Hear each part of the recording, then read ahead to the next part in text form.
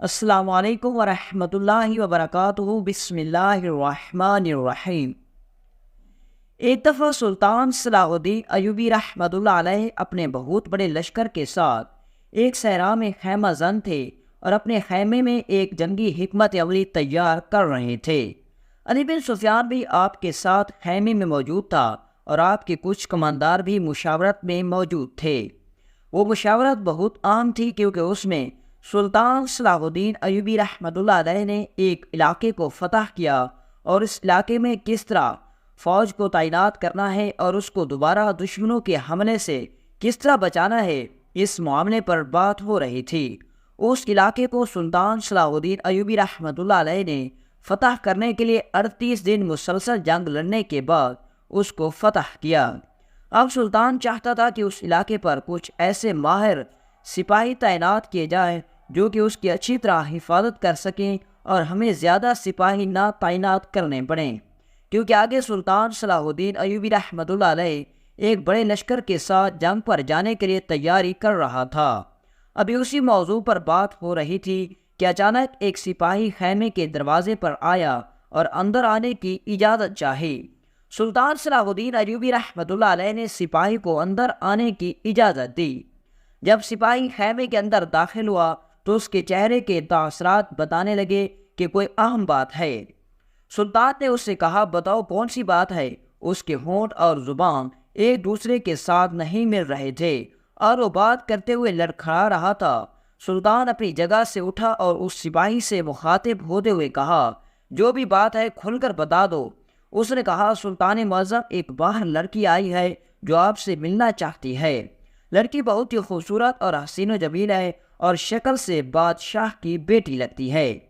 یہ سن کر سلطان صلاح الدین ایوبی رحمۃ اللہ علیہ بڑا پریشان ہوا کہ اس وقت اس ریت بھرے صحرا میں کون لڑکی ہے جو مجھ سے ملنے کے لیے آئی ہے۔ سلطان صلاح الدین ایوبی رحمۃ اللہ علیہ نے علی بن سفیان اور اپنے تمام کمانداروں کو باہر بھیج دیا اور سپاہی کو حکم دیا کہ اس لڑکی کو خیمے کے اندر آنے کی اجازت دی جائے۔ علی بن سفیان اور تمام کماندار باہر چلے گئے۔ سپاہی ایک لڑکی کو لے کر سلطان صلاح الدین ایوبی رحمۃ اللہ علیہ کے خیمے میں حاضر ہوا۔ سلطان خیمے کے دروازے کے سامنے اپنی نشست پر بیٹھے تھے اور جیسے ہی خیمے کا دروازہ کھلا تو دیکھ کر سلطان صلاح الدین ایوبی رحمۃ اللہ علیہ اپنی نشست پر بیٹھ نہ سکے اور فوراً کھڑے ہو گئے اور کہا، اے لڑکی تم یہاں؟ سلطان نے سپاہیوں کو حکم دیا کہ تم باہر چلے جاؤ، اور پھر سلطان نے فوراً اس لڑکی کو اپنے خیمے کے اندر بلا لیا اور پوچھا، تم یہاں کیسے پہنچی؟ اس نے کہا، سلطان معظم، میں تمہیں اپنے بابا کی خدمت کے بدلے تم سے ایک چیز مانگنے آئی ہوں اور مجھے بھیجنے والوں کا یقین تھا کہ کبھی بھی سلطان صلاح الدین ایوبی مجھے خالی ہاتھ واپس نہیں لوٹائے گا۔ یہ سن کر سلطان حیران ہوا کہ آخر وہ کون سی چیز ہے جو تم مجھ سے مانگنے آئی ہو؟ تو اس نے کہا، سلطان معظم، مجھے وہ علاقہ دے دیجئے جس کو آپ نے فتح کرنے کے لیے 38 دن جنگ لڑی۔ یہ سن کر سلطان کے چہرے کے تاثرات اڑ گئے، کیونکہ وہ مانگنے والی لڑکی جو اس وقت سلطان کے سامنے خیمے میں موجود تھی کوئی عام لڑکی نہیں تھی، نہ کسی عام آدمی کی بیٹی تھی، بلکہ وہ سلطان نور الدین زنگی رحمۃ اللہ علیہ کی بیٹی تھی۔ یہاں آپ کو سلطان نور الدین زنگی رحمۃ اللہ علیہ کے بارے میں بتاتے چلے کہ سلطان نور الدین زنگی ایسے سلطان تھے جس کو خواب میں آپ صلی اللہ علیہ وسلم کی زیارت نصیب ہوئی، اور سلطان نور الدین زنگی کا شمار ان خوش نصیب سلطان میں ہوتا ہے جس نے آپ صلی اللہ علیہ وسلم کی قبر مبارک تک سرنگ کھودنے والے 2 یہودیوں کو بڑی عقل مندی سے پکڑ کر ان کا قتل کیا تھا۔ دوستوں، واقعہ کچھ اس طرح تھا کہ ایک دفعہ سلطان نور الدین زنگی نے خواب میں دیکھا کہ آپ صلی اللہ علیہ وسلم سلطان کو فرماتے ہیں کہ مجھے ان 2 آدمیوں سے بچا لو۔ یہ خواب دیکھ کر سلطان نور الدین زنگی کی آنکھیں کھل گئیں اور آپ کافی خوفزدہ ہو گئے۔ آدھی رات کا وقت تھا۔ ساری رات سلطان نور الدین زنگی کی بے چینی اور خوف میں گزری کہ آپ صلی اللہ علیہ وسلم مجھے کس چیز کا کہہ رہے تھے۔ آپ نے صبح ہی اپنے سپاہیوں کو حکم دیا کہ مدینہ کے شہر کے لیے جانے کے لیے تیاریاں شروع کر دو۔ سلطان نور الدین زنگی اپنے لشکر کے ساتھ مدینہ کی طرف چل پڑا۔ چند دنوں کے سفر کے بعد سلطان نور الدین زنگی وہاں مدینہ میں پہنچا تو تمام بادشاہوں اور وزیروں، مشیروں اور عام غریبوں میں تحائف بانٹے، اور ان میں سلطان کی نظر 2 آدمیوں پر پڑی تو سلطان نے ان کو اپنے پاس بلایا اور کہا کہ تم بھی آؤ، تم بھی سلطان نور الدین زنگی سے تحائف لے لو۔ تو انہوں نے کہا کہ ہم تحائف لیتے نہیں بلکہ دیتے ہیں، اور ہم یہاں نبی پاک صلی اللہ علیہ وسلم کی خدمت کرنے کے لیے آئے ہیں۔ ان کے جانے کے بعد وہاں کے وزیر نے بتایا کہ حضور یہ بڑے ہی نیک اور سخی انسان ہیں، بہت ہی غریبوں کی مدد کرتے ہیں اور لوگوں کو بھی مدد کرتے ہیں۔ لیکن سلطان نور الدین زنگی ان کو دیکھ کر شک میں پڑ گیا، اور فوج لگانے پر پتہ چلا کہ وہ 2 آدمی رات کو اپنے کمرے سے نبی پاک صلی اللہ علیہ وسلم کی قبر مبارک تک سرنگ کھود رہے تھے، اور ان کے منصوبے بڑے خطرناک تھے۔ پھر سلطان نور الدین زنگی نے ان کو پکڑ کر انجام تک پہنچایا تھا۔ سلطان صلاح الدین ایوبی رحمۃ اللہ علیہ کا سلطان نور الدین زنگی کے ساتھ بہت قریبی رشتہ تھا۔ سلطان صلاح الدین کے چچا شیر کو بھی سلطان نور الدین زنگی کے کماندار رہ چکے تھے۔ سلطان صلاح الدین ایوبی رحمۃ اللہ علیہ جانتا تھا کہ سلطان نور الدین زنگی کی بیٹی کو دشمنوں نے بھیجا ہے، کیونکہ وہ جنگ سے تو وہ مجھ سے علاقہ نہیں چھین سکتے، تو اپنی ناپاک حرکتوں سے سازش کر کے وہ مجھ سے علاقہ لینا چاہتے ہیں۔ لیکن پھر بھی سلطان صلاح الدین ایوبی رحمۃ اللہ علیہ نے سخاوت کا مظاہرہ کیا، اور سلطان نور الدین زنگی کی بیٹی کے حوالے وہ علاقہ کر دیا، اور بہت سارے تحائف دے کر شہزادی کو وہاں سے رخصت کر دیا۔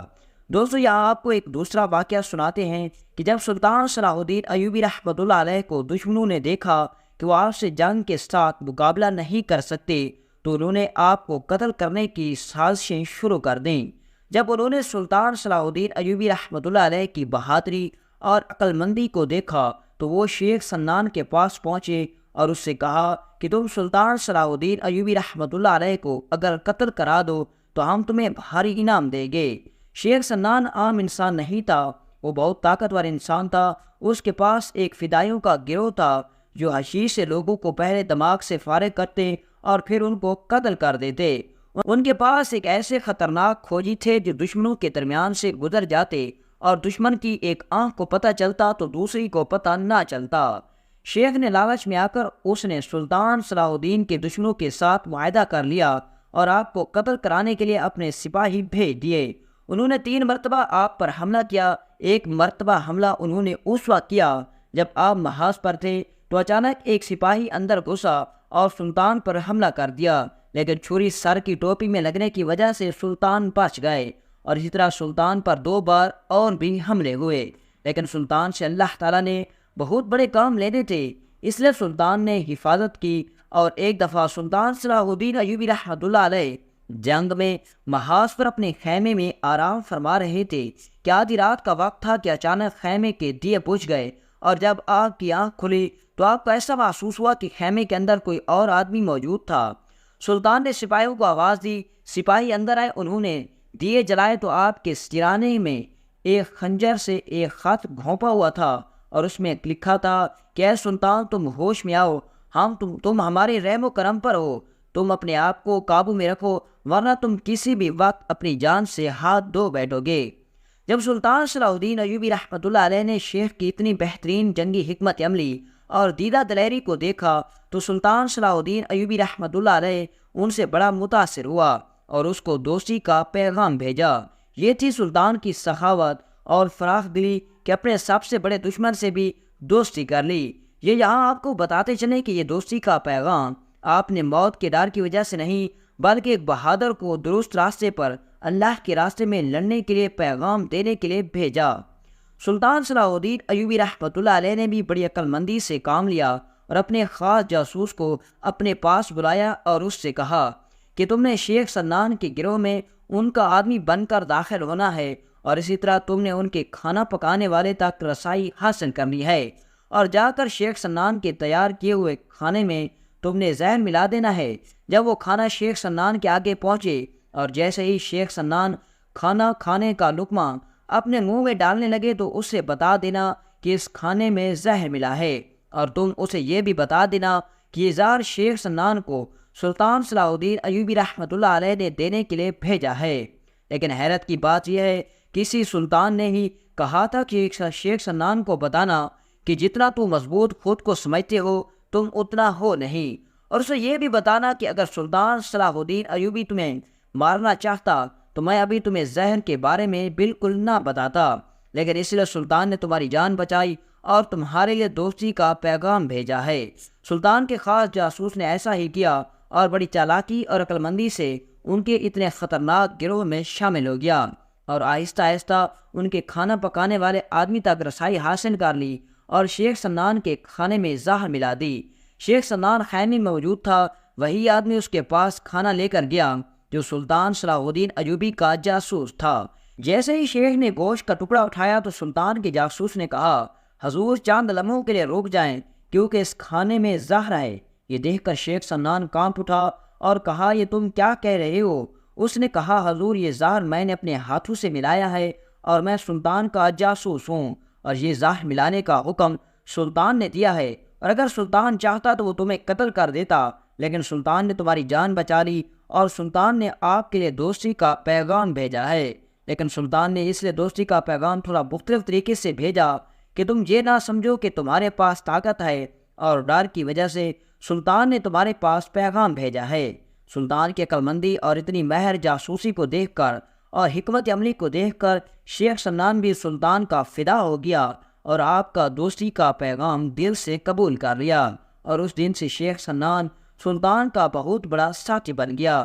اور روایات میں ملتا ہے کہ وہی شیخ سنان جو آپ کا سب سے بڑا دشمن تھا، وہی شیخ آپ کے ساتھ بہت بڑی جنگوں میں لڑتا رہا۔